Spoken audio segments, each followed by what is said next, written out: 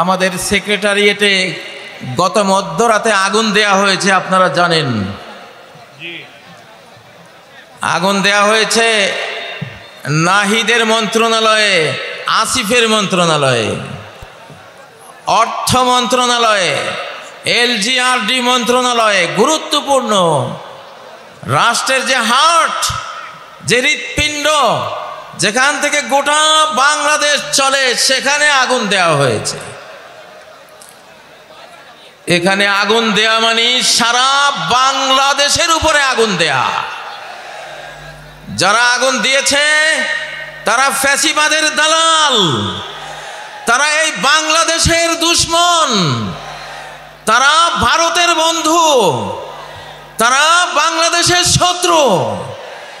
আমরা তাদেরকে বিচারের আওতায় এনে উপযুক্ত বিচার করে ছাড়ব ইনশাআল্লাহ। প্রিয় বন্ধুরা, আমি আমার বক্তব্যের শুরুতে কিছু স্লোগান দিচ্ছি, আপনারা আমার সাথে সায় দেবেন। 1 নম্বর স্লোগান। কত নম্বর? 1 নম্বর। কত নম্বর? 1 নম্বর। বঙ্গবন্ধুর দিন শেষ, আল্লাহ বন্ধুর বাংলাদেশ। স্লোগানটা দেন। বঙ্গবন্ধুর দিন শেষ, আল্লাহ বন্ধুর বাংলাদেশ। আমরা কার বন্ধু হব? কার বন্ধু হব? যেই বন্ধু আমাদের 17 বছরের নির্যাতন দেখেছেন, যে বন্ধু আমাদের 17 বছরের গুম খুন আকাশ থেকে মনিটরিং করেছেন, যেই বন্ধু এই বাংলাদেশের কোটি কোটি মানুষের আর্তনাদ শুনেছেন, যেই বন্ধু আকাশ থেকে দেলাওয়ার হোসেন সাইদির মতো একটি যুগ স্রষ্টা মুফাসসিরে কোরআনের জেলের গোপন কুঠুরিতে গোপন হত্যাকাণ্ড যে আল্লাহ দেখেছেন, এই বাংলাদেশের এই জমিনে 1947 সালে কোরআনকে সংবিধান করার ঘোষণা দিয়েই এই মুসলিম মানচিত্র তৈরি করা হয়েছিল, ঠিক নয় কি? এবং এই মানচিত্র হবে মুসলিমদের জন্য, আল্লাহকে যারা ভালোবাসবে তাদের জন্য, আল্লাহকে যারা সেজদা দেবে তাদের জন্য, আল্লাহর আইন যারা মানবে এই মানচিত্র তাদের জন্য। এইখানে যারা মুসলিম থাকবে তারা একটি রাজনৈতিক ইউনিট, পলিটিক্যাল ইউনিট। যারা হিন্দু, বৌদ্ধ, খ্রিস্টান, চাকমা উপজাতি থাকবে তারাও একটা রাজনৈতিক ইউনিট। উভয় ইউনিটের সমান অধিকারের ভিত্তিতে আমরা 1947 সালে এই মানচিত্রটি আল্লাহর কাছ থেকে তার করুণায়, তার রহমতে, আমাদের সংগ্রামে আমরা প্রাপ্ত হয়েছিলাম। আলহামদুলিল্লাহ। জোরে বলেন আলহামদুলিল্লাহ। প্রিয় বন্ধুরা,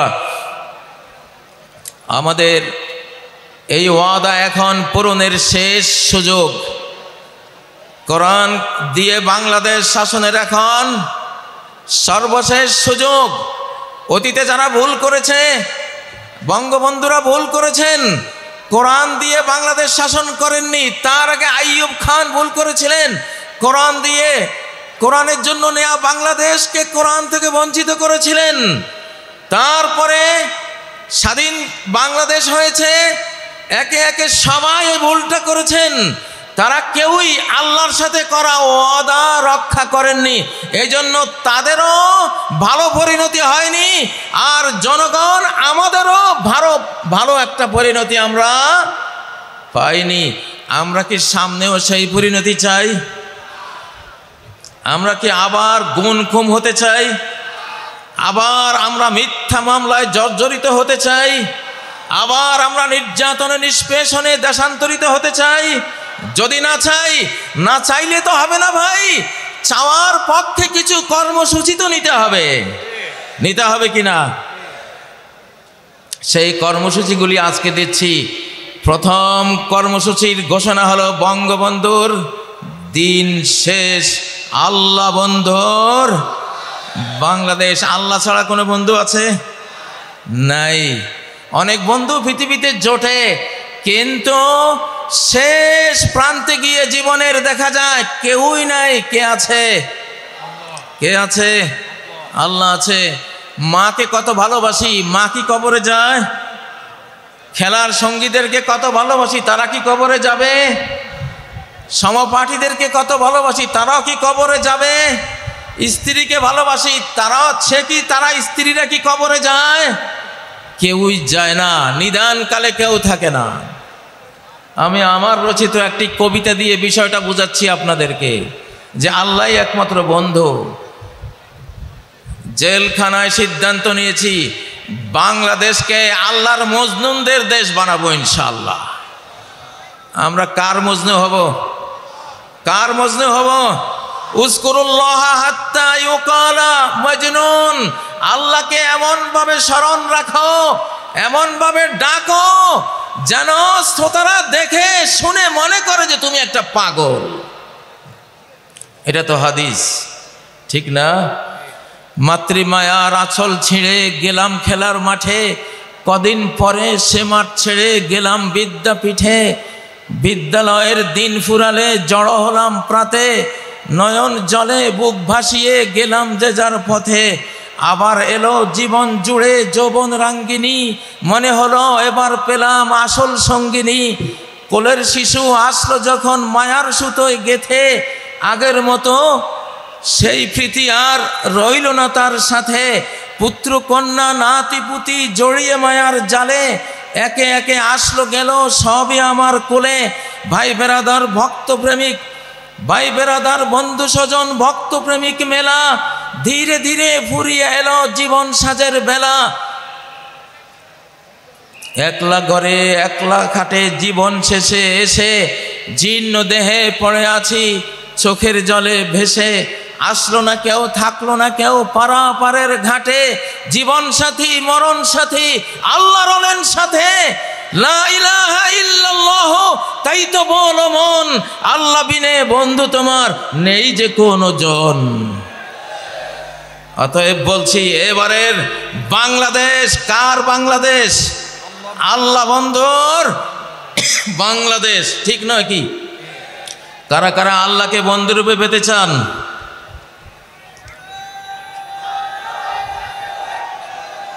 আল্লাহু আকবার, নারায়ে তাকবীর, আল্লাহু আকবার।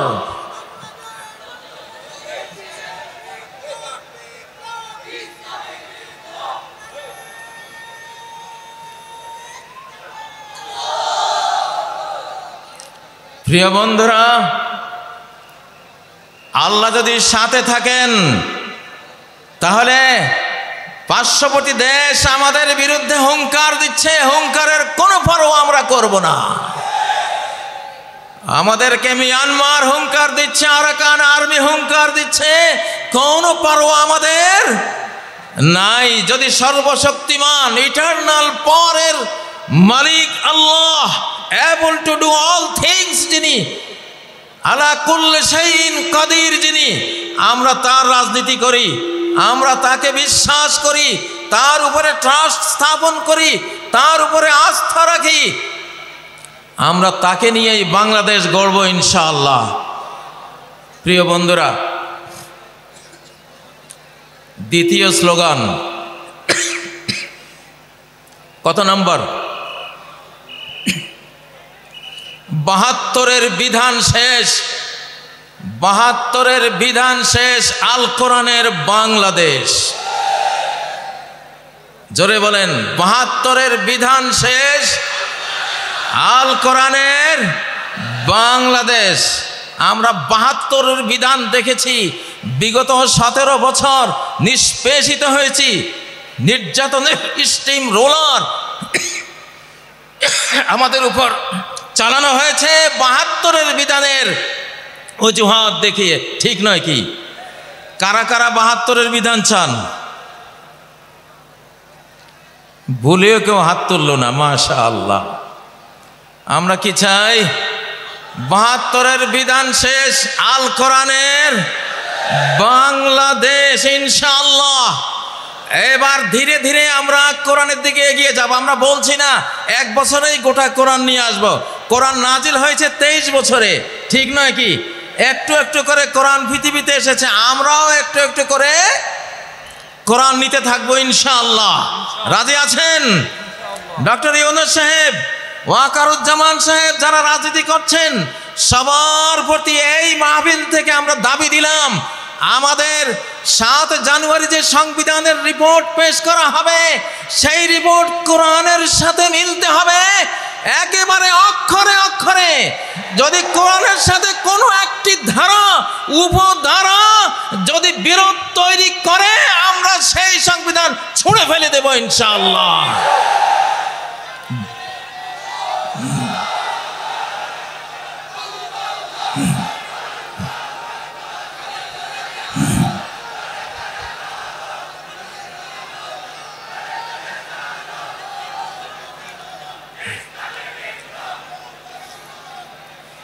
আজকের 3 নম্বর স্লোগান, কয় নম্বর? কারা কারা শুনেছেন হাত তোলেন। কয় নম্বর স্লোগান? 3 নম্বর। জয় বাংলার দিন শেষ, নারায়ে তাকবীরের বাংলাদেশ। আকাশ বাতাস প্রকম্পিত করে তাকবীর ধ্বনি তোলো।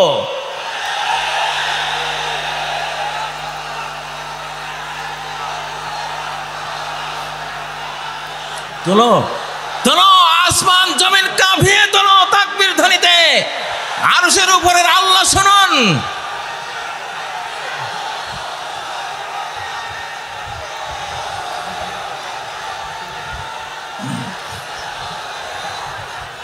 ইনশাআল্লাহ